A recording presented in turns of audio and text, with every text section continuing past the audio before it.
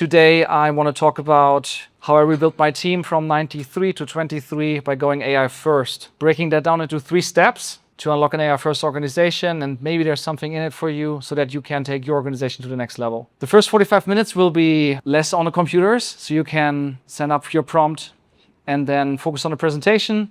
And for the second part, we can do Q&A, we can go into Claude Desktop, we can go into whatever you want to do. So my name is actually Matthias, but no one can pronounce that here, so Matt is easier. EO since 2017 is correct, YPO since 2024. What am I doing if I'm not holding up awards? I'm a dad, 2 very lovely, a 3-year-old boy, a 5-year-old daughter. They are full-time terrorists most of the time. A very demanding wife. We're the #1 mobile first customer app builder in the US. I mean, what does it even mean? It's essentially you get your own apps in your own brand, which then include courses, content, communities, tracking, and that helps you to serve your customers better. 15,000 customers, 3 million users, 75 million in revenue. And this session here is especially for business owners who also have hundreds or maybe even thousands of customers. If you guys do deep B2B with 5 people or so, then there's also something in it, but this is mainly for you have more customers and the big team and you want to change that. Believe that AI can do a big change here. I got this note 3 times from you that we have a very diverse room where some are very advanced and some are not yet advanced. I would love if we practice Shoshin. What is Shoshin? The beginner's mindset. Meaning that if your mind is empty, it is open to everything. In the beginner's mind, there are many possibilities, but in the expert minds, there are few, right? So every day is day 1. 0 expectations, and maybe there's something in it for you that helps you to level up your business. Awesome. It's even more for you when you're struggling with the same unit economics for the last years, despite AI being there, but nothing has really changed in your P&L.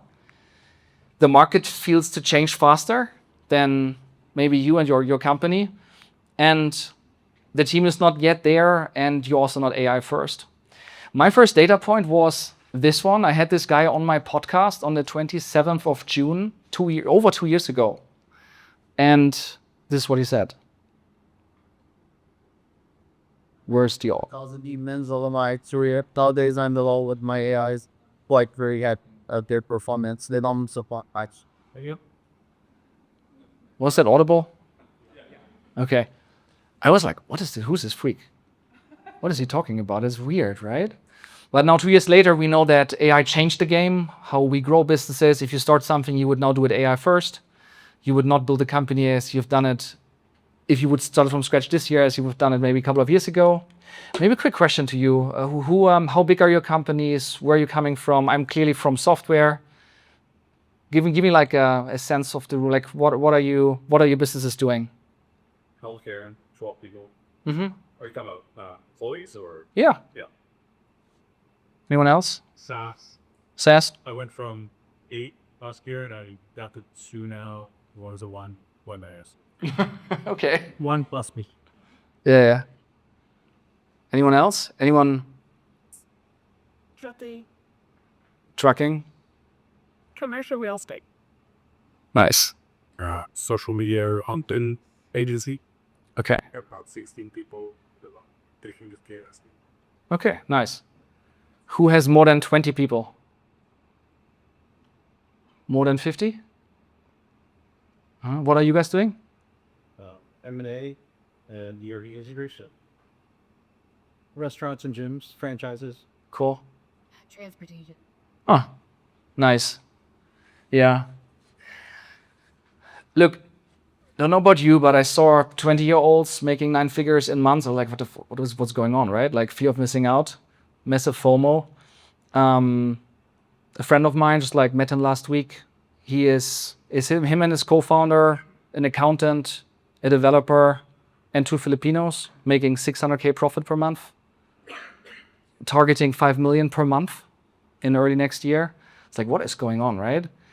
And yet, like, my company was stuck in the old mindset with meetings and hires that didn't work out as planned, and workshops, projects that didn't move the needle, working all these hard things, in the end, like, still the same numbers.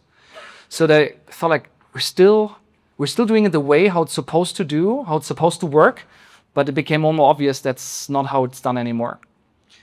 I was like, okay, AI first, right? Why is that actually important? I believe if we go AI first, then obviously we can grow the business better, right? Profit margins will go up. Likely it's a more sellable asset, a sellable company, because you have more systems set up, more freedom because of that as well, a more independent team if they build more on the engine instead of doing the work. And then obviously the valuation might be way higher because if AI is baked into your company, it's just worth more, right? If you guys actually have questions, you can always ask. Perfect. It's a new reality for demos, qualifying leads, summarizing calls, resolving tickets, anything. There's now an agent for that. And that's not just starting, that already has started. Beginning of last year to today, 22 times more agents in use, way more tickets, almost 80% will be solved by AI until end of 2029. And then OPEX reduction on average that is possible, operational expenditures, 30% in your business. But I think actually that this shift, the whole shift of this is way, way, way, way bigger. And to show you that is, I think there are two types of work. There is physical work, right? So this is the Pony Express. This is a Falcon 9, right? Shooting up a satellite. So where work equals force times distance. So it's physical movement, right? And then the second one is cognitive work. Here you have Pythagoras coming up with his theorem. And there you have DeepMind solving the protein folding problem, right? So very different types of work, but I believe they follow the same evolution, the same path. Let's quickly go to the first one because that is in the past and we all know it. Until the 18th century, most of the work serving humans has been done by people and animals. So either a human doing something or sitting on an animal and pulling something. And then what happened is the water wheels, windmills came, steam engines came, and then at some point combustion engines, and then electric motors, right? Where, in 2026, you could estimate that 99% of all physical work done on the planet for humans is done by machines. The computers that you have on your desk, the phones, the desk itself, the chairs, the plane that brought me here, everything done by machines. And now the idea is that a similar pattern is going to happen in cognition, right? It's just happening now and we are early. So until recently, 99% of cognition has been done by people or animals. Animals maybe like the sheepdog chasing or making sure that the flock is going in the right direction, but mainly like humans, right? But what's happening now is that you can argue here electronic computation, if you go into the sphere, making sure there's some computations that we have a good experience, right? But what's now coming is neural networks. That's the next big wave. And this revolution is so big that 99% of cognition will soon be done by machines. So it's like the Industrial Revolution, just way, way, way bigger and comes way, way, way faster. So what's the TLDR? If you don't adapt, your business will die. And that is guaranteed. Then agents are here, as you know. Robots are coming. Real quick on that. I will do like the big picture, and then we go into the details, how I did the 93 to 23 and all of that, right? And then we can go into Claude. So let's talk about robots real quick, because it feels like light years away, but it's not. Who knows Jim Fan? Anyone? Jim Fan is the director of AI and robotics at NVIDIA. NVIDIA is the most valuable company right now. So here's what he has to say about robotics. I will just cut to the chase, a 2-minute piece in a way longer talk. He just explained that robots are learning very manual, let's say how to hold up a wallet or whatnot, right, without dropping it. And he goes into explaining how this actually will be done or is already being done now with AI. So check this. Because that would require 1 million bullets and you do it the previous way. So we need a data. Here, let's say you take an iPhone picture and you can pass this through this 3D world scale pipeline. to extract all the objects and then automatically synthesize them again inside a house called physics domain. So all these objects are actually integrated objects. And then you can offer this infinitely stimulation with variations that we call digital cousins. So now iPhone basically become a pocket world scatter. In this process that we call real to stem to real. As in this way, we have a scalable way to port a physical world to a digital. But still, this method relies on a classical graphic set. Can we do better? Introducing Dream Dojo. So if I will spin off video ball and turn it down into full-fledged neural stimulators, Dream Dojo takes as input these continuous action sequences and outputs the next RGB frames as well as sensor states in real time. Not a single pixel you see here is real. And Dream Dojo is able to capture the mechanics of different bullets through a truly data-driven approach.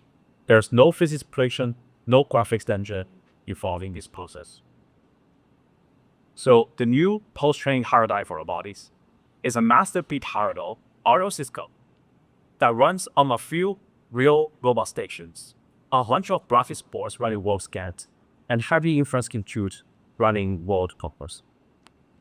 Or, as this equation goes, compute now equals environment now equals data. Or as a wise man would say, more valid words, and this message has been refined. So that's it. Putting together the great path that robotics will follow is happening as we speak. But we're looking at the DNA of Yeti. Yep, so they're not even here, the robots, but they're already trained. And when are they coming? You've likely read Tesla stopped producing the Model S and the Model X in their facilities to produce the Optimus robot. And the production is starting when? In July or August 2026, which is right now. So then the question is, how can you prepare for this future, right, with your business? And that's why in this training, the idea is that I give you 3 steps that's helping you to grow profit, not payroll, by going AI first. So what are the 3 steps? First one, how to unlock an AI first culture. How to build AI first in 2026, and then how to grow profit. And in the end, it's the story of my business of the last 6 to 12 months. First one, how to unlock an AI first organization. So that's the situation. Last year, summer, my product felt dated. The competition was coming left and right. They were moving faster, and I didn't know what to do, right? This was the webpage back then. It screams mobile app builder for fitness apps, design 2020. We mainly had beginners that wanted to start their business, not so much established businesses. But the competition cloned us, like the way or the opportunity to create mobile apps. So this here is, not sure if you know any of these, but this is Circle. You can now get a branded app, which is what we did. Mighty Networks, get your brand app now. They launched that. Thinkific. These are like Silicon Valley based, heavy funded. This is Canadian stock exchange, public company. And Kajabi is a PE financed, also Californian based unicorn. So all of a sudden, crazy competition. I was thinking, hey, let's win this with AI. Very naive, right? Because they also got AI, but it's like, let's do this. So here's how it started. I gave everyone ChatGPT licenses. Then Claude became cool, so I gave everyone Claude licenses. I got AI slop. There is, I asked a team member to create a speaker profile for me because I want to get better in public speaking. It's also, thank you for the opportunity, by the way. And I got a feedback from her, like the speaker profile, that it looked completely AI generated with dashes, with it's not this but that, right? Like everything where we read like this is AI slop. And I gave her that feedback and she responded with that. It's like dash, dash, dash, dash, dash, speaker profile. Thank you for the feedback. I'll rework. I know this seems unreal, but I normally always check and change those annoying long dashes. Long dash. Finger slip on my part will set up route to catch human errors. It's like she replies with AI slop. I'm like, what the F is going on? That's ridiculous, right? So Then I asked the team to go AI first. Let's increase productivity 10x. Nothing really happened, and I felt I'm on the fucking Titanic, right? There's this ginormous sphere, like the sphere, right? Like iceberg in my face. And the people are down there in the ballroom dancing and having a good time. But nothing is fucking changing. Isn't that crazy? Like no one is seeing it. That's ridiculous. So I felt dated, losing. So I did what I always do. And I talked to customers. That's something I want to share with you, because to me, this has always been the biggest thing for my company. Why am I talking to customers? 10 years ago, like my business got started 2016, so like maybe 10 years ago, and we did like the first million in the first 12 months. There was one customer, back then they were called not creators, but influencers on social medias, right? And she was, and I also have to tell you, like 70% of my revenue has always been in the US. And then Canada, Australia, Great Britain, that's like 95%. Continental Europe, where I'm from, like no one cares. They always ask about like where are the servers, what about security, what about data compliance? But in the US, it's better. It's like, how can I make money? How does it save cost? Perfect. So we, Yeah, I love it, but okay. So we had until then done a couple of weight loss programs, fitness programs, because it was super obvious, right? Like fitness app for an influencer, done. So we interviewed, this was Black or Afro-American female fitness. And when we interviewed the customers, they said, hey, I don't want to lose weight. I want to have an hourglass shape. I want to lose maybe weight at the right spots, but I want to become a curvy queen. I want to feel sexy in my own skin. And like, okay.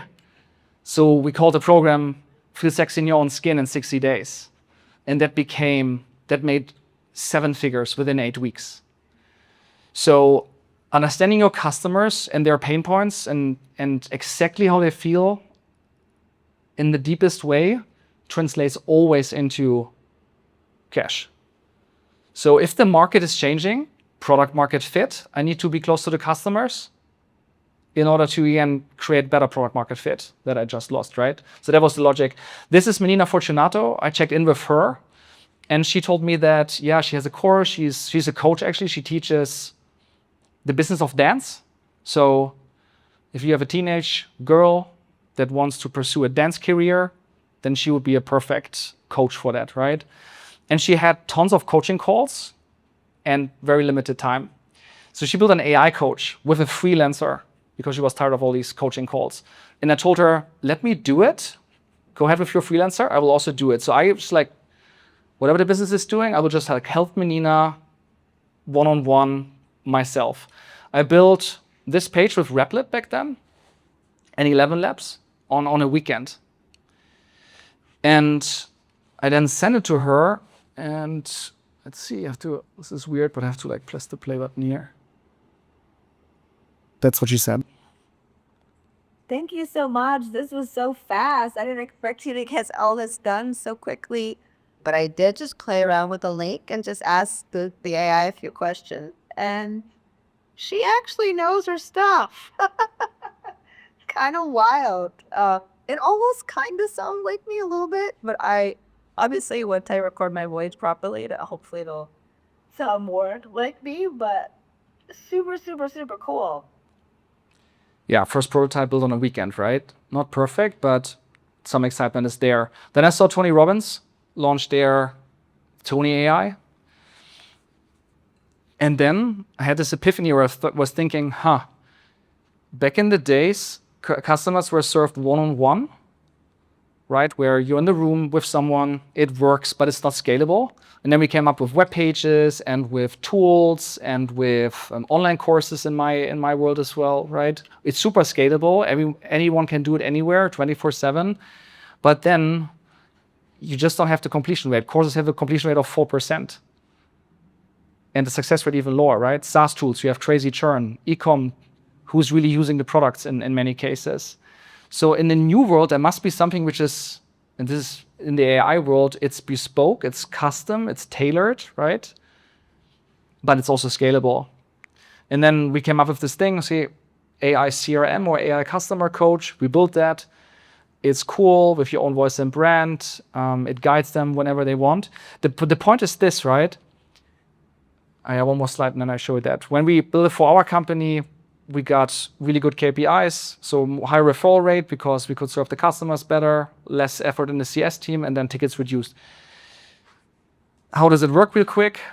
You have emails, webpage, socials, courses. People come from there. Then they converse with the customer coach. Then that thing is fed with context from your Fathom transcripts, Google Drive, YouTube, Instagram, from courses, your CRM. And then in the end, you answer questions, you solve tasks, you maybe route to a human, and you can also do work or share links, right? This doesn't really matter. Like, the point is this. I had a new vision for the company. I came from like failed dated and lost and behind and cloned, struggling to compete with the Silicon Valley-based competitors, to, oh shit, there's a whole new way how to build my company, how to build a product. So I found a complete new way to pivot the company or to take it to the next level. A couple of key reflections on that. Old belief I had, hire or delegate your way into AI first.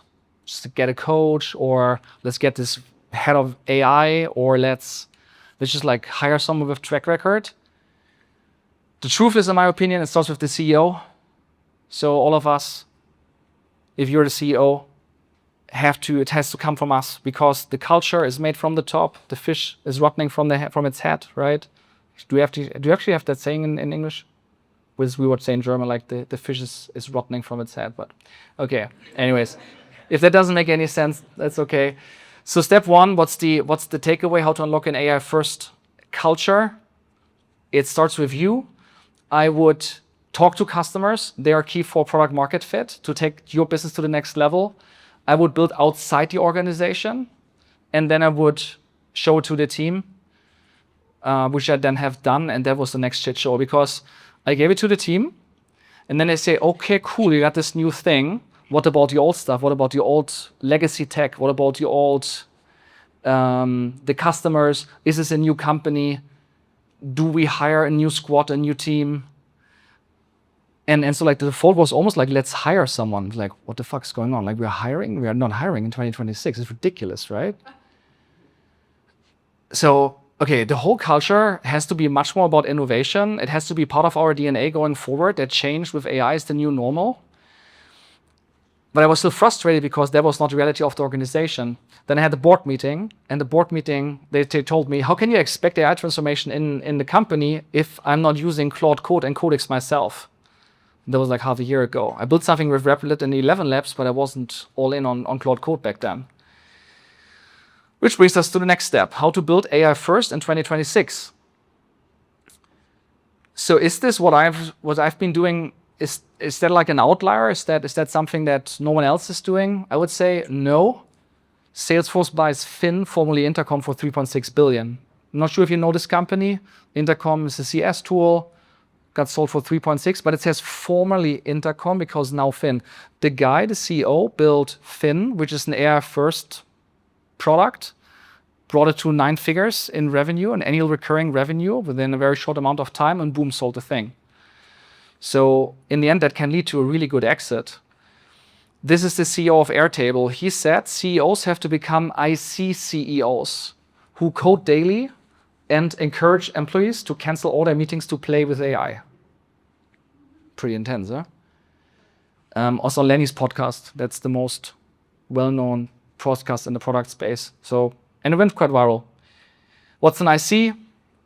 In case that's not clear, an employee who contributes directly to a company, to company's goals through their own specialized skills and hands-on work. So that's a specialist. So you're not like necessarily the generalist anymore that just delegates. As long as you understand your business, I think you can take it to the next level of Claude Code. More about that in a second. There are 5 levels to an IC CEO in 2026. First one, assisted. You use ChatGPT and Claude. Level 2, you build with Codex and Claude Code. Level 3, you use agents, OpenClaw as well. Level 4, AI first CEO. So you work on your company with AI, not in it. Level 5, you have an AI first org. So that means the whole org, it's not just like you work on the company, your org works on the company, right? And level 6, that's a bonus level, your company improves itself with AI. That's starting right now, where you have self-improving systems, right? Typical day in 2025, I got up at 4 a.m., deep work on key priorities, then quick sport meditation before the family wakes up, breakfast with my kids, bring the kids to daycare. Then deep work again on key priorities, lunch break with my wife, meetings back to back, meetings, family break, dinner, and then a couple of calls because I'm in Europe and some customers in the US, and then it's just the evening. That's what it is. Typical day in 2026. 6 a.m., so I sleep longer, 2 hours, perfect. 6 a.m., I open Claude Code, I check my Claude Code inbox, then I talk to each thread that needs attention. Who's doing that actually in the room? Let's see where we are. Yeah. 1, 2, 3, 4. Yeah, 5. Then sport meditation. Breakfast with kids, so the same thing. Now, deep work with Claude Code, Codex, and GitHub. Then the same lunch break. Then afternoon, again, deep work with Claude Code, Codex, GitHub. Meetings I do on Mondays still with the team, Monday afternoon. And then sometimes sales and customer calls. I think the sales call, the human element, will not go away that fast. So, yeah, I don't believe in like fully automating that yet. And then in the evening, family break. And then before I go to bed, I send off bigger work chunks with Claude Code so that I can leverage the night. I bet some of you are doing that. Yeah, okay, good. So then I made this all-hands team announcement. If you don't use Claude Code in the team, anyone, you're underperforming. Okay, good. Some people are nodding. My team was like, what the fuck's going on? Some things I built recently, maybe it's also interesting. So this was the web page some time ago. Let me actually show you what I built recently. Oh yeah. I mean, this looks very pink on this display. But just look at the animations. You see, like this thing here. I wanted to get an agency. Do this effect alone took me, I never got it done. Then in the end, I built it myself. Here's a marquee with apps. Here's a demo. You cannot say, like, this is not my vibe, this is ugly and whatnot, but I could just like build what I had in mind, like this nice little dot that flows down there. Customer success, everyone is happy, get started, right? And here's some really cool. Show you one more. Branded app, let's do this one. See, there's some time delay. Okay. Here, what the apps can do, really cool. Then again here. This page doesn't really necessarily look AI generated. Also design right now, when you build it, can look like AI slop, right? Yeah, go for it. I think we're probably fine. That's about Hello. And there's so many elements of that. And I literally was thinking over the weekend about how when people book a meeting would be like a demo to have like something embedded that kind of moves around, that it with like a chip within the site that no one ever does. We do all these cool design elements. Yeah. Once you take control of the website as opposed to, I love that, yeah. That makes total sense to be just different than the others. And it's not much work, right? Right. Yeah. Here another couple of designs that I thought like were really cool. Anyway, so you get a feeling for this. Oh, let me actually show you one more, and then I give you the gist why I'm showing this. See also this one here, right? So I came up with the idea, and I think that's important as well. I have to have the idea, and then AI executes. So I'm like, what is this thing doing, right? I get more engagement with the customer. I learn about the customer. What are the conversations they're having? I can retain them better. I get signals if I can upsell to them. What if I, instead of like having retention that goes down, I have retention that goes up? And then I have like customers flowing there, and they make these nice little effects whenever like they hit one of these dots. And then it built this thing. It's like, oh, that's amazing. Okay, here like the interface, right? It's also animated. That was the thing I showed you earlier on the presentation, you know, like here come the customers, here are the conversations, here's all the context, and here's everything's getting done. Maybe it's a bit too much, but yeah, I like it. Use cases, I don't know. I just like built this thing. It was a ton of fun. And if I now show you, you check this, right here. My last rebrand done with an agency, half a year, 50K. This one, I did it myself, no designer, no developer, 2 weeks, $100. I didn't count my own time, my own salary in here, because I also had that in here in tons, because of the communication back and forth and whatnot. So just like didn't count for that. That's half a month of a max subscription, Claude Code, right? And I can finally build what I want. Isn't that cool? Key reflections. Old belief, AI is a tech initiative. No, AI is for non-tech specialists. So if you, for example, have an accountant that is really strong in their trade, right, and all the processes back and forth, they're perfect. If you get them hooked up with Claude Code, they can build anything. The problem with developers is they don't understand the problem. They're only there to solve a ticket or implement something, but they're not the specialists. So it's not for developers. So that's also the old belief, Claude Code is for developers. No, Claude Code is for everyone. I believe the name Claude Code is shit. It's the wrong name. I would call it Claude Ultra. Claude Chat, the normal Claude, I would call Claude Lite. And Claude Cowork, I would call Claude Mini. So forget about Claude Code. The naming is just shit. They could double their company value if they would not call it Claude Code. It's just like what you should use. So summary of step 2, how to build AI first in 2026. This is actually the tool set that I use. Let's see if you know some of these. Likely you do. Whisperflow. Yeah. You just talk. You don't type, and like you don't type anymore. You just like talk, right? Into Claude Code or Codex. They can also work with each other. So let's say one could be the quality assurance Codex is building, and then Codex is showing Claude Code something. Claude Code says this is great or it's not great, and then they can always go back and forth. You can also do this within Claude Code. That also works. The point is you want to have a bar. The bar needs to be there. If the AI doesn't know where the bar is, it will always create slop and think it's great. And then everything is recorded in our company since 2023. Fathom is a meeting transcriber recorder that goes into, in this case, a database, Superbase. So all transcripts go in there automatically. Everything that is not recorded doesn't exist. Pointless meeting has to be recorded. From there, it goes into a second brain. We're now heavily building up a second brain in the company so that any knowledge is not in the heads of the people, but in the brain of the company. And when someone is coming or joining or leaving, it doesn't matter because the company has its own brain. We can also later look at how this actually looks like. Then this was stuff that developers used until recently, GitHub. Yeah, it's for code.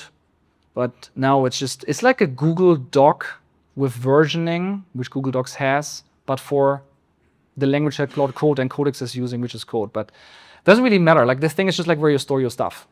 And other people can collaborate on that. Then TeamCom, Slack, still.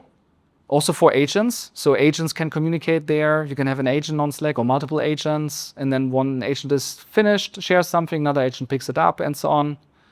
So you have both humans and agents inside Slack. Vercel is where I used to host the web pages. Back then it was done in AWS. Now you just send it to Vercel. Revenue actually hasn't changed that much. It's still, in our case, Meta Ads and Stripe.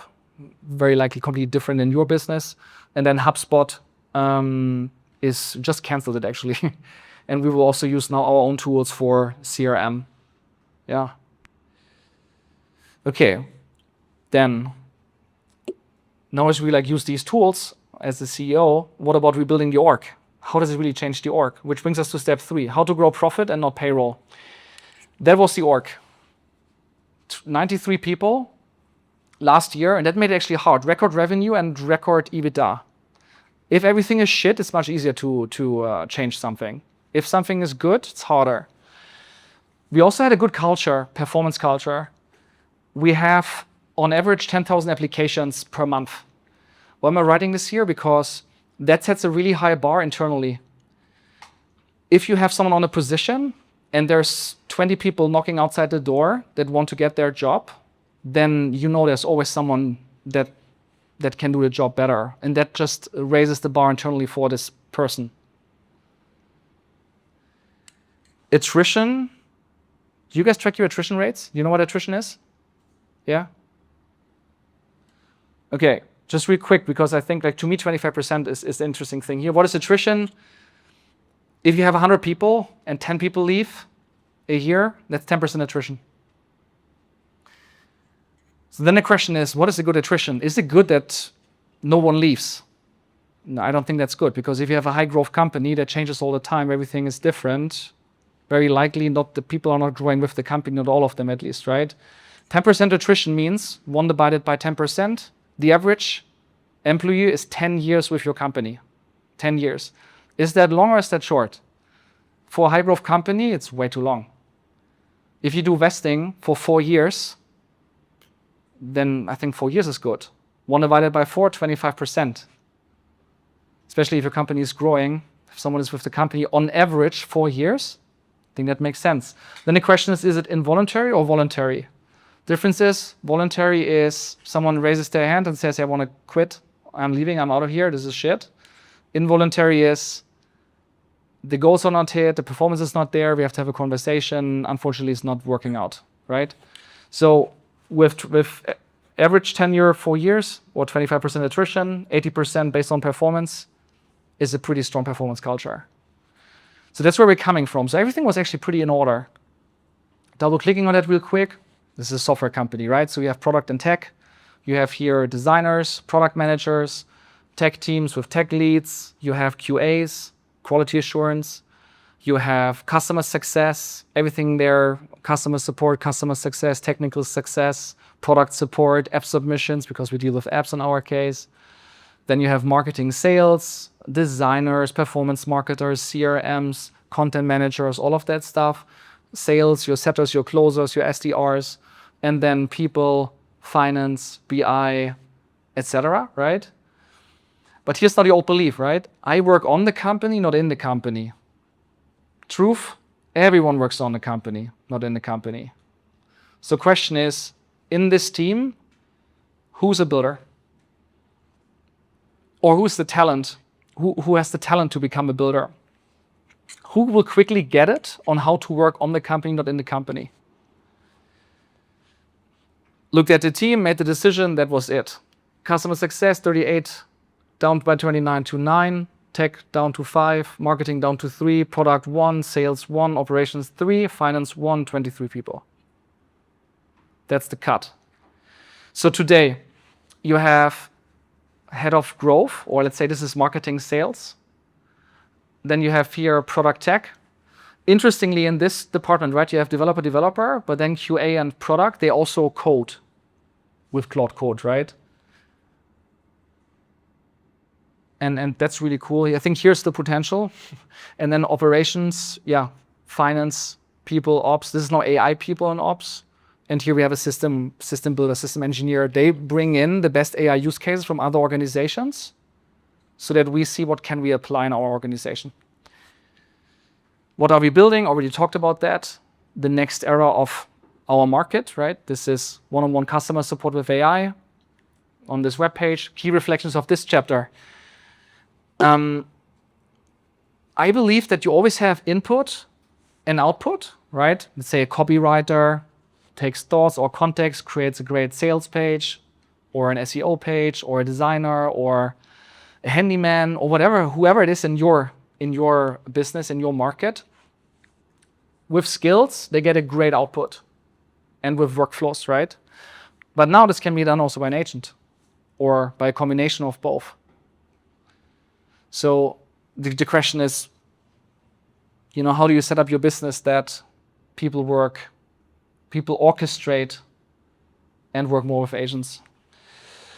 Something controversial, I'm unfriending developers on LinkedIn because 2 reasons. Number one, I want to be connected more to my ideal customer, to be closer to customers, very important to me.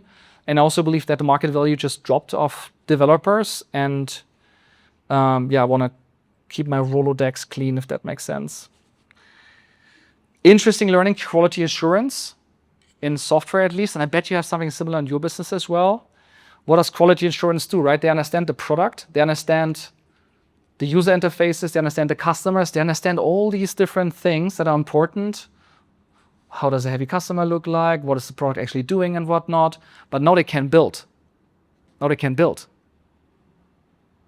Developers often don't understand the context, but they understand the context. And they cost 70% less than developers. I would hire more QA. So step 3, how to grow profit, not payroll. In an AI-first company, no one's job is to do the work, but everyone's job is to build the thing that does the work. And the sooner the better. So everyone is a systems builder. There's no business as usual. Here are the 3 steps on how to go AI first. First, AI first culture starts with you. That means talk to customers, build something useful, bring it back to the organization. Then use Claude Code and Codex, become a builder.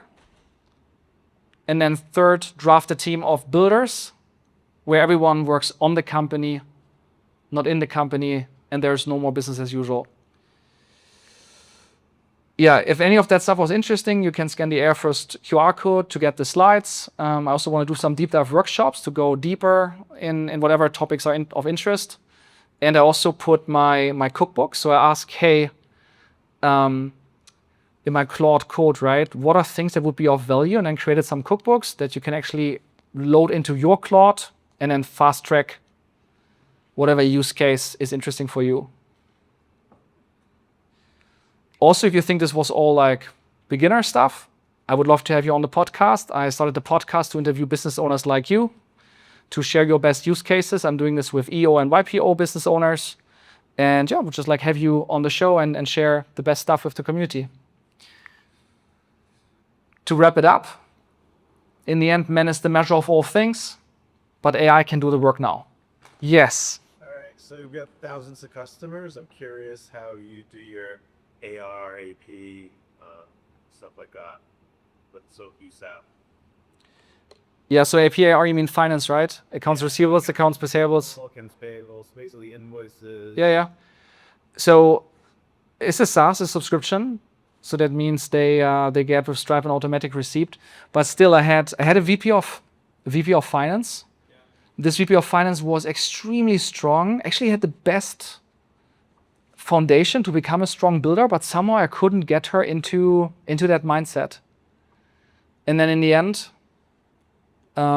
she left a month ago, so we did a little bit longer. And I took one of the people in the team underneath, paired her with the AI ops person to handhold and go through Claude Code and see how they can automate AP, AR, and so on and so forth. Yeah, so it's still in the middle of progress, yeah. But my goal is How to structure like the AR, the AP, like forecasting is really important just to know how much cash we have. You know. Yeah, what do you use? Use QuickBooks? Xero? QuickBooks, and Yeah. then we're building some dashboards using Claude right now, Mm-hmm. And what's holding you back? which is sorry. So I'm hoping to reduce that so we can figure it out. Yeah. Quick one on that. I tried to also hook up with QuickBooks, but it's not so easy because at least what I figured out is that you have to create an app in order to connect to your QuickBooks. Then you have to upgrade your account. QuickBooks wants a ton of money. And we're in a ton of money account. Yeah, exactly. So I'm like, this sucks. There are sometimes tools that sit outside of these tools, like these proprietary big legacy tools like QuickBooks, like HubSpot, like Facebook ads and whatnot, who have connections, and then they have MCPs, and then you can connect to these, and then you can plug all your accounts in and build a dashboard out of this. But I'm reinventing the wheel right now. what's that? I feel like even though I'm ahead, right, by considering AI, I still feel like I'm reinventing the wheel someone else is. must have built by now. Yeah, go. You want to go first? Yeah, well, just on that, Zero, I think is better suited here for the agentic era, even though they have 5,000 done it per day. I think QuickBooks, like, he said they charge you on the solar amount or whatever upgrade too. But did you check out Zero or Indigo Go Drone? Because you can use Teller Bio to connect to the bank accounts, which is sometimes the hard part to find and so. So, yeah, I love the idea of targeting customers. I mean, I didn't talk to customers after I had the idea, but I had 6 years of conversations on Fireflies that I just called in. That's good. So I've been moving through this for a long time, but over the weekend, I took control over my website, which was WordPress before, and they didn't have an API. So I finally did it bespoke using Mastro framework and took all that data from customers, all the data from Slack, like entire Slack history, sorry, email history, basically every single document and asset on my organization. I got a sentiment of like what people feel is special about the product. I said, use this sentiment to create the copy and the website as like phase 1, and got it done. Replaced Calendly because I wanted more control in the booking environment. Yeah. It's Google Analytics. So now to own the process and have it tied into then the brain in the business, kind of like I call it the H2 portal. I could basically make decisions along a portal and then go down my website and any interact with each other and share all that for who you were. Nice. Yeah. Can I have you on the podcast? And I gave a 2-hour talk to developers like a few days ago. Since then, I said like if after this fall we don't 10x your development, and I did so long. But I myself 2x like 2 years later with like a guy like started using like a different tool set that changed things further. And now with what you said about like working on the business for the past like year, I've been like heavy Claude code. These are like 15 hours a day. Yeah. And then, but I was working on my products because I have an ERP. It's like super complex, and we went up where we were okay compared to the competition. Now we're like premium top. But now over the weekend, I just started working on the business. So I'm building instead of Obsidian Vault with mindset, I'm using a portal. So I think HTML is just like way better than Markdown was another thing. I'm doing one for the SaaS business, one for the ecom business, and then I'm gonna do a second rank or personal. Yep. That's how it all together. And that's like basically you could be bold enough to share all your data with bot code, like orchestrate it. It's like it's literally just iterating it's a problem. Yeah. This is an interesting one. Obviously these tools can read Markdown better, but the team, You can't have the humans, better for humans. yeah, exactly. The humans, if I show my team a really glossy HTML, they like love it. With visuals, With visuals, all of that stuff, right? So there's always like this layer where if you like sign up with this QR code, you see that there's like cookbooks and everything is all done beautifully with HTML, right? It's not just like crappy Markdown, but there's obviously Markdown underneath it because that's what the machine wants. yeah.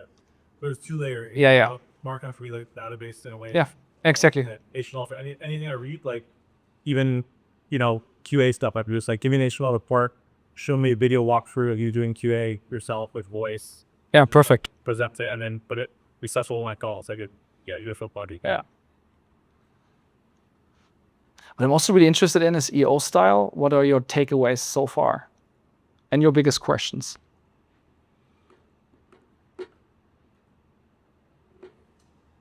I think like Bitey Ray's your website is like really cool, and I'm definitely gonna get ready. There's so many things that you need to send out. Cool. Yes. Your company is basically a software company, right? Yeah. So to adapt to AI, I could think it's a little bit easier versus a real operating, like a heavy production company. Like for example, I used to have 100 employees spread out big company. They are mostly labor, right? So I would imagine for that kind of company, using the actual scale should have a limit. It's not gonna be as dramatic as like what you say. So what's a reasonable expectation to use an AI and to reduce? Yeah. I think one thing that I believe in is that our businesses are all unique. And in your business, two things. One is the robots are coming. Not yet there, but they will come. Now, everything that is where you have cognitive work. I don't know, you will have accounting, APAR, you will have emails, you will have a communication tool with Slack, right? You have customer inquiries, you have invoices. Yeah, change orders, work orders, some you automate. That's different, but it's not gonna be 90 to 20 the kind of scale. That's why I'm coming. What's a reasonable rate of improvement that you can spend? To spend that kind of effort. I would look into your P&L and see where you. I mean, if you're buying material and that's 80% of your P&L, not sure, but whatever is cognitive, you can surely optimize. Yeah, what do you want to say? Maybe just what's taking up their time at right? Are they going all over town and not following an optimal route? Are they doing a lot of paperwork? Yeah. To give you an example, I had just one guy on the podcast. He is in hospitality, hotels, right? And one thing he does is, let's say he has 50% occupancy. Then the question is, how many cleaning personnel have to come, right? To clean the 50% of rooms, right? And they have software for all of that stuff. They're big and everything is like it's all sorted. Yeah. It's all standard stuff, right? It's like nothing special. But based on, he connected with AI, and then you see bookings. You already have automatic messages that go out to, let's say, Jim or Nancy. And it's like the software is much more custom and predicts better than these legacy incumbent softwares that do shift planning, but not in this way where she gets already a text. She says, I can't do it on short notice because my daughter is sick. And then it already texts the next person automatically.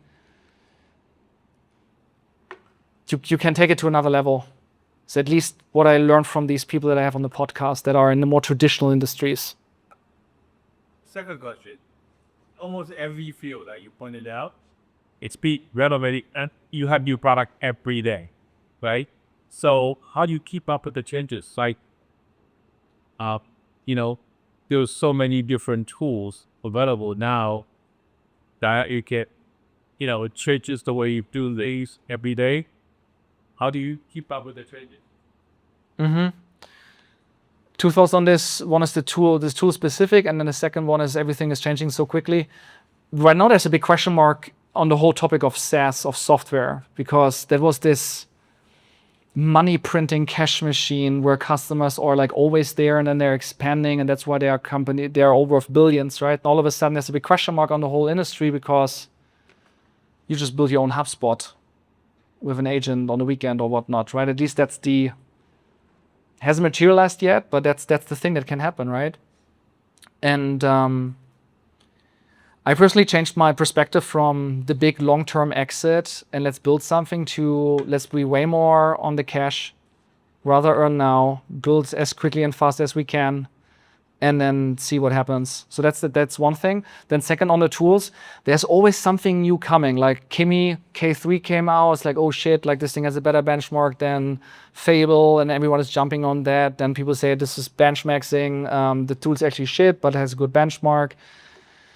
I think the system that you're building with your second brain or whatnot, make it so that you can just adopt and switch to the right tool whenever it comes. Because ChatGPT was cool and then Claude came, right? And then Claude was way better. But what will it be in 2 years? It can be Claude, but who knows? So you have to be adaptable and have a logic on what models you're using for what task. But it's not rocket science. Like right now, it's Opus and Fable for the difficult things, and then whenever you have something which is doesn't require so much thought and has to be cheaper, you go with Haiku or Sonnet, for example. By the double comments with what you said, staying updated. Easiest way is like, and the best is like podcast or AI daily brief, great, like on this day roughly. It's like probably the best like overall picture of understanding everything. Also on a more advanced level, I haven't built this yet, but like one of the things I was going to do is not just with AI developments, but with any software developments or even idea for YouTube, is to have the agent keep up to date with anything that's produced. Like, you follow like 10 accounts, something to you follow super account to follow whatever, they'll simulate that information. And then because I know actually, yes, the agent will absorb that, and because it knows your business and it has the context of everything related to your business, it can decide when it makes sense for you to make a decision, can come with the game plan and even do it. The second thing you said was about like, how does it apply to like brick and mortar business or like, more traditional business? I wouldn't say don't ask like, AI experts. Just get enough of a foundation to like get familiar with the tool set so you could ask Claude Code, hey, how should I, improve, or what should I expect in terms of like, productivity gain? Is it like 10x? Is it 5x? So that's the type of thing that you could ask Claude Code, especially if you give it all the context that needs for a business. And data is king. So if you even set up like video in your warehouse or whatever it be on your processes, you can assimilate that, you find opportunities, especially if it has the data of like all the other context about your business.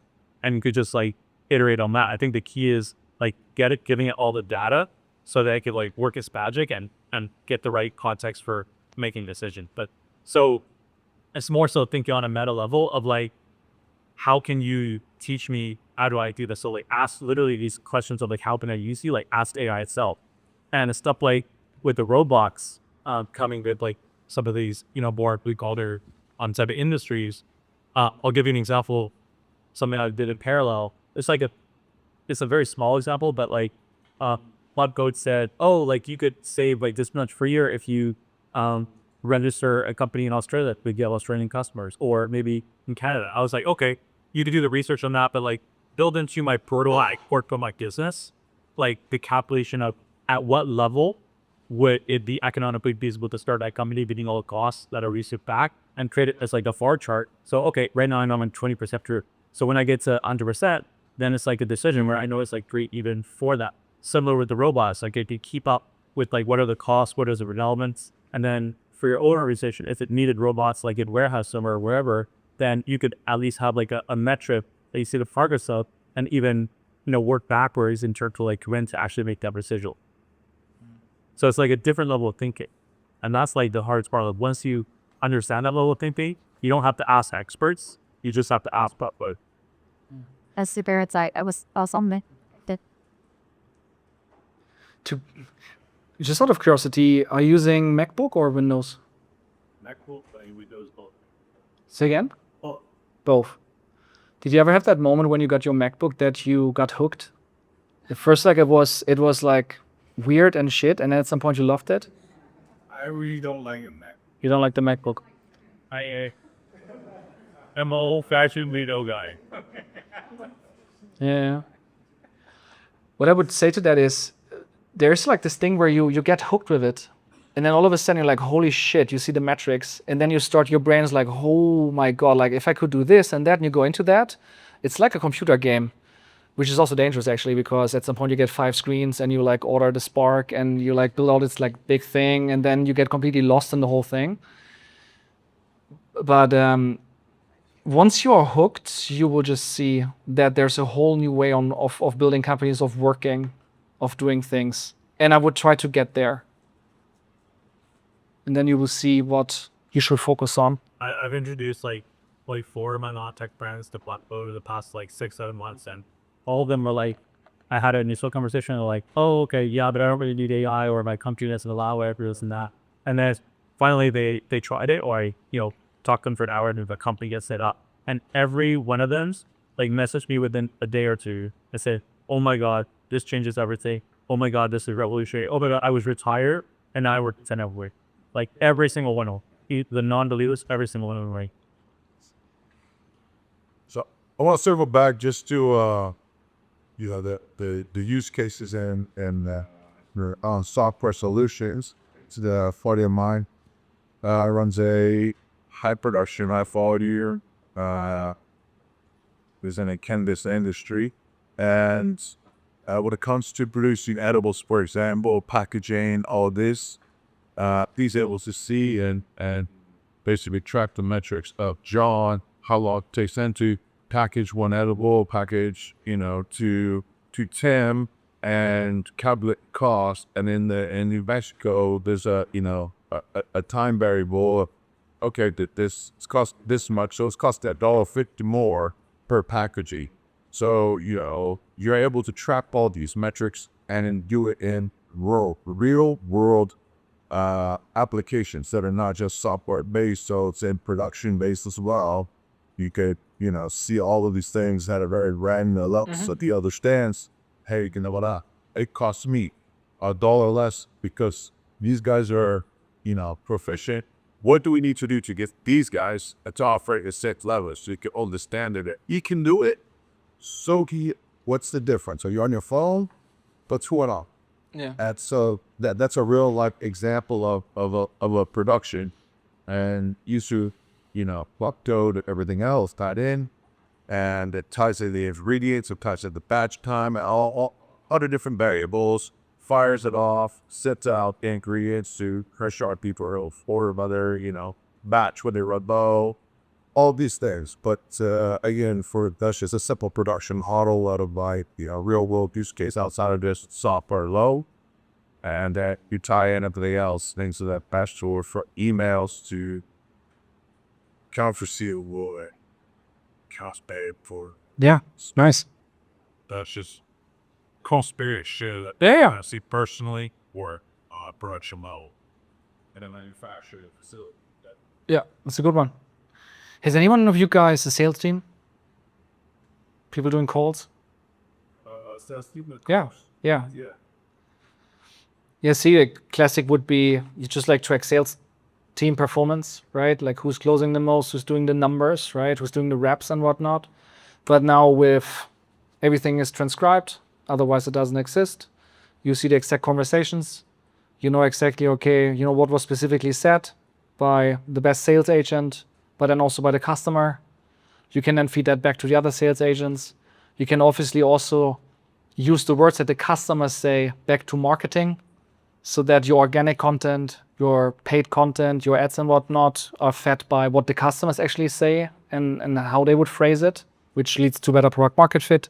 At about 3,500 calls, transcribe every that basic data, and then put it in, showing the mark, and then there, just expand upon that, right? So now we have a whole repository of information, and we just use Gropkin. So with our sales team, they're able to answer all of the questions from them very quickly and still reach out and be efficient. So from sales to marketing to follow-up.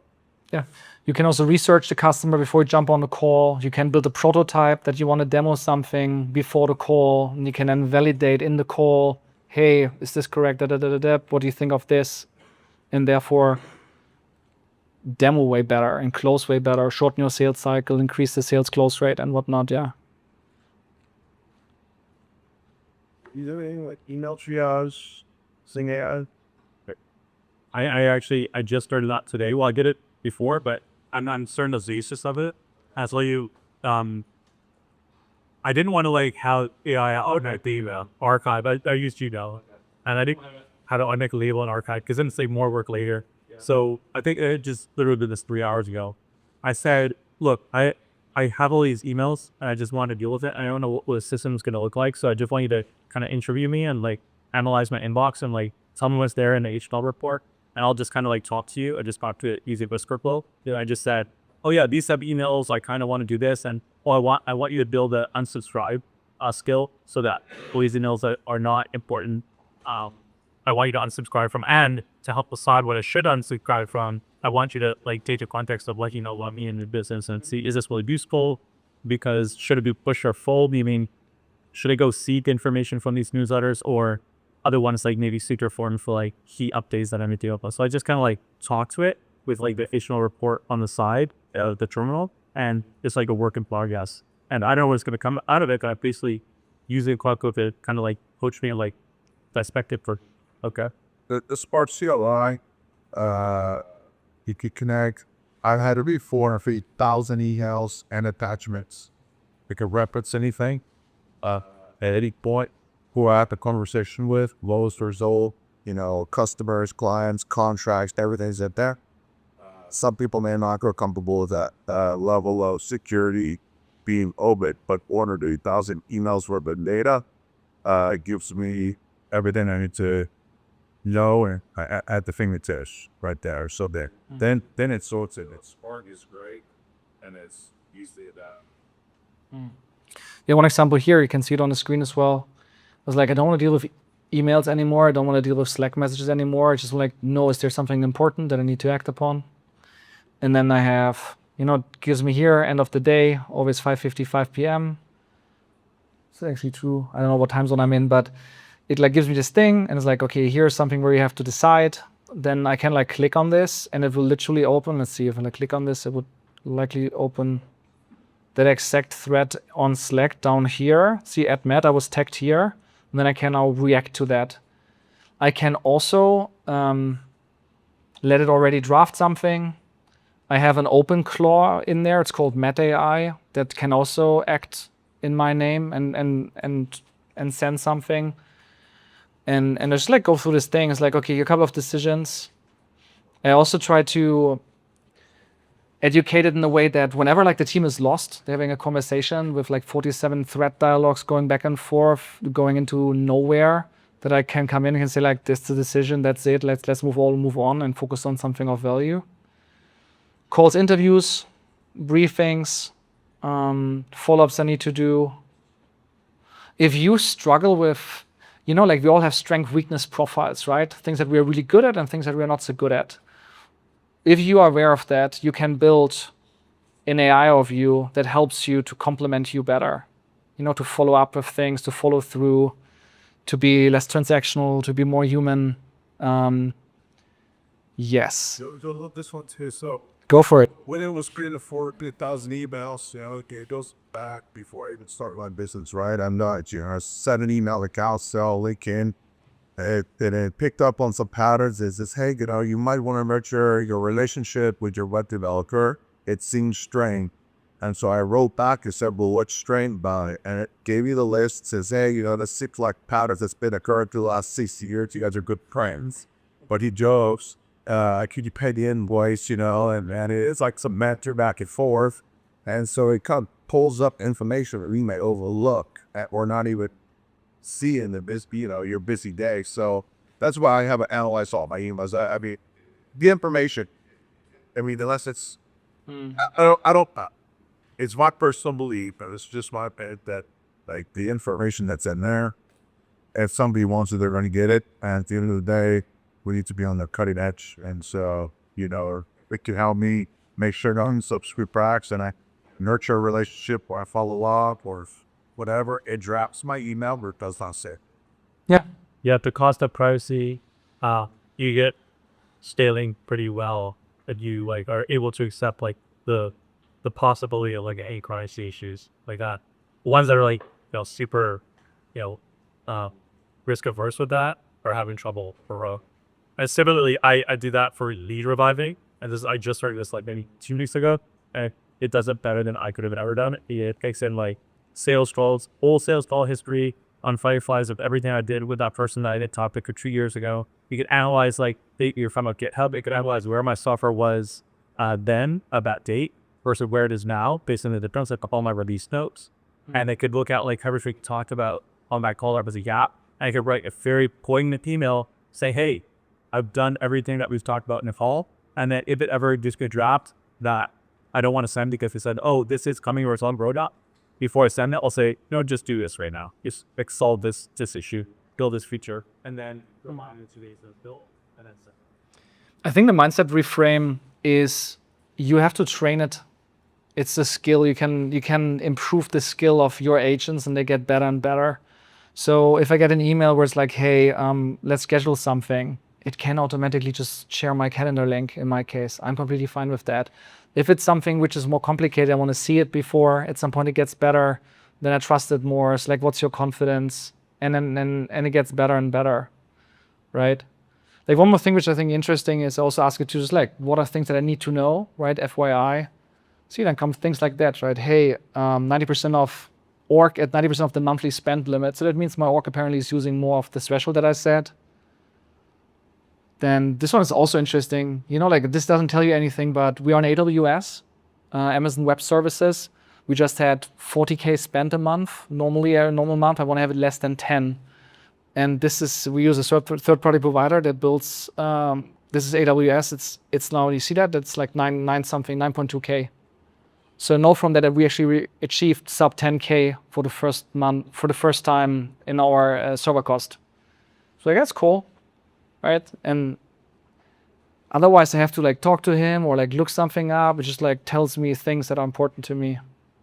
Yeah, so when it comes to the financial advisors overview, I was talking with Lord, so, you feel, agents, and what he gained from it. So I was my dashboard, McKinsey, JP Morgan, you have, all of these agents that follow their guidelines, that come, their protocols, that come and train on that. And then they all, come together and discuss it and deliberate basically the overview of a word graph for this. So that's how what took, the biggest names. They say, okay, I want to agent. Now it's all, be compare. So that's why I big up financial review of my company from all perspectives. The cost reversion capability is great. I actually have a specific section on my H2 dashboard for cost control or cost reduction. It knows my income statement and knows all my expenses. And it's like continuously finding opportunities to reduce those expenses. Yeah. And it tracks usage too. I had like 6 Cloud Code Max accounts, and it checks the usage of like what percent I'm using. So if I'm ever like underutilizing it, maybe I'll cancel, and it tells me like when the next renewal period is, so I could like, maximize like the utilization on that basis. Yeah, perfect. Yeah. Let's get it. Well, you pretty much, and to sum up everything, you pretty much have automated everything you've written on both marketplaces. And so they had very different companies from healthcare to shopping, all been able to streamline so many of the processes. And for anybody that is concerned about their own personal data, my agent, I recommend Liski's X, had authority. So I've also started using it for Kibito because teaching like a second-time job. So my agent specifically reaches out to get its kickspokes stuff on the best from the phone dedicated to Ina. So if anybody is worried on security or edit your personal data, you can always have an agent that works at the team member within your organization and reaches out and does all the contests about. And then for staying up to date on NN AI news, I have my agent spray specific AI information, each of anything, but it own notebook alone. Take summarize. So I'm Every morning I wake up to a podcast, it's sheep eats. To a guard. But if I win, I get music. Your agent sign in the signature that is a user. Says hi. Even with my healthcare, I told it's an agent. It's like, yeah, Sarah, I work in the office. Is there something that you would eat? And I feel like people kind of lose that human factor. Yeah, like, I mean, I look here. If you're who's like using the CLI, the command line, and who's using Claude Desktop, and who's using nothing? Claude Desktop or command line CLI? What are you using? Desktop. Okay, cool. Yeah, me too. I also use that. I love the ability to structure everything, right? Like here, for example, this is the section marketing, where I plan webinars or presentations, podcasts, community, personal things, managing my second brain, calendar, focus topics, IRS, customer success, then managing the team, right? Like daily digests or important conversations, the preparation for that, mission, vision, values, leadership management, meeting to-dos, automated systems, things that run by itself. So for example, automatic B-roll. If you do content, does anyone do content on socials? Yeah, cool. Look, there's one thing which your editors sometimes they ask you for your, or some creators do that, for your iPhoto access, that they have always most recent B-roll photos, images of whatever, right? But there are pictures from my wife having a baby, right? So don't want that. Yeah, exactly. So what does this thing do? It looks for pictures with my face or my face in a group where the quality is good, with the location, with the time, extracts all of that, creates markdowns, and then puts that into Google Drive so that when someone goes in.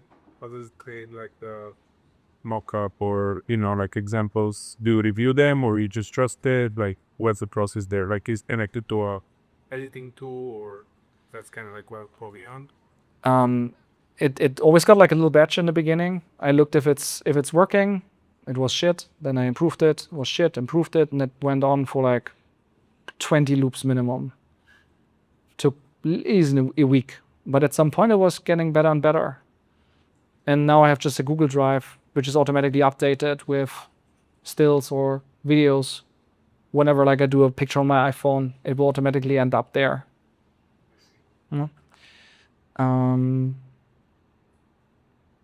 Relationships is in Claude Code, parenting and wife.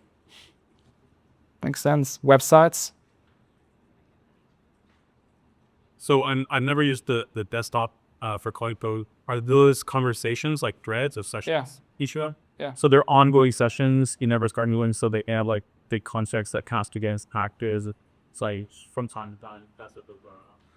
Yeah. So for example, when I built the new webpage for Passion, I started with one. Then at some point, this thing is running, and I don't have time forever. I want to do multiple things in parallel, right? So I created a fork, another version, right? You just say essentially fork, and then I can, webpage has sections, the hero section, the one section below, and whatnot, and I go then section by section, and obviously try not to conflict them, and work with as many in parallel that I can handle, so there's always something available or ready, and I can again go into it. Yeah, and then it's still there because sometimes I do changes. But you can also just fold it, right? It's like, don't care about web pages right now, you just fold it and that's it. That's it. But yeah, and then you can always, if you go on new, you normally have here like what needs input. You then go in and then you talk, whisper flow, and that's how it works essentially. Yeah. Before you were talking about like kind of facilitating unintended work, right? In your website, and you're setting up chunks of work, right? Can you expand on that? How are you facilitating it? Or like what type of work are you pushing up and then expect to, when you read that? Yeah, and two things come to mind. One is, look, I just built a webinar that has almost 900 slides. I can show that real quick. The question was, where to build slides these days. It's definitely not Microsoft products. It's also Google Drive. Google Slides is also not perfect because the MCP connection is not great. Gamma is also not great. But Canva is second because you can do a lot. But the best right now is Figma for slides because you can do everything in it. Wait, that was the wrong one. And it must be in recent. The webinar funnel 5, this one. See, in such a presentation, once it's there, built that last weekend. This one here. We do webinar funnels, right? So you have performance marketing, goes to landing page, people sign up for a webinar that runs 15 minutes, auto-recorded. And then after 90 minutes, people buy a 4-figure product. See, and this is the slide deck. And this is 800 something slides. So the question is, how do you build the slide deck, right? Well, I mean, is this an example of what you were scheduling to do? Yeah, that's okay. Yeah. At least in V1, right? And I was like, we have some old webinar on Google Drive in a shitty design. I want to have it in this design and I want to have it in Figma because I can do way more there. So I created one thing which is a design quality agent to make sure that every single slide is in a new design. Then things where that another one that makes sure that the text is readable, because when you do the first 10, you see, hey, the fonts are off. This red background here, for example, right? That this is dialed in. That's not the first loop. In the first loop, this will look shit. It will be just like somewhere, right? So then this has to be dialed in. And then there are 10 others like these. And then they're all like prepared. Then I do, I define the job, which is build me the full 900 thing. You can now work with Claude Code with /goal and /loop, right? So to give the agents more time before they conclude something, you set them the bar with the quality agents that I just told you, and then you know this thing will run for 3, 4, 5, 6, 7 hours. And when you look at it in the morning, the chance that it's good is way higher when you have defined that properly. That would be a good example for something that is perfect for the night. And then every next morning I look at it, I again see, okay, what needs to be better. This is a quite heavy one, so there's enough stuff that can run over the day and then again at night. Yeah. So yeah, this is a good example of the output you would expect. It's not like making code changes to the website or work tree. No. I right now mainly focus on marketing and sales because there I couldn't get the culture where I wanted to have it. My product tech was the bet played off, worked out, where my product manager became really obsessed with Claude Code, started coding himself, and I feel we shipped more code with 5 people in the last 8 weeks than in the last 3 years combined with 40 developers. Yeah. Now, like, let's do them, let them just like do whatever they do. I will still go in there, likely in the second half year at some point, and start going in there myself, and then I will see where will I do stuff for overnight work, right? But right now I'm like not so much in the product tech space, but I bet there are things. Do you have any? Anybody that wants to get another copy or diet last? First quote. Do you have any Who do you want to go? I don't know, rule in place on how you're assessing the ROI on your token usage? Well, I'd imagine like what would that on an 8-hour job, what would the tokens consume to do that slideshow? Yeah, it's a good question. Maybe several $100 will wake up. What was it about? Optimizing token usage. ROI on your token. So And are you using many API users or all? yeah, I do the same as you. So it's max subscriptions because they are $200, and you can do. I usually like max them out easily. So, but like if you would pay for that stuff through API, through tokens, you would spend 10K or more. So you pay 200 for a 10K token volume. And even the people like on the org account, I'm like, fuck, like, can you like all get max accounts because you can do way more for $200 than on these fucking org accounts. I don't understand how you get the multiple max accounts to work together. Speaks. Well, you're not supposed to, but I guess like unless you're really sure use it somehow. I mean, I've heard of people creating like 1,000 sub agents at a time, and they got like some bot. But I mean, I had 6 accounts right now. I didn't have any issue. And then also this is I was like, if I run something late and I run out of credits in session like halfway, it's kind of shit out of luck and lose that productivity. So there's a thing called the fraud swap. You use it's open source, and if you just automatically when an account gets to 90%, it in the background just switches to the next one. So you just roll over, and that was like a big unlock. So yeah, you just like send it from multiple code accounts and then use client swap to just hash them.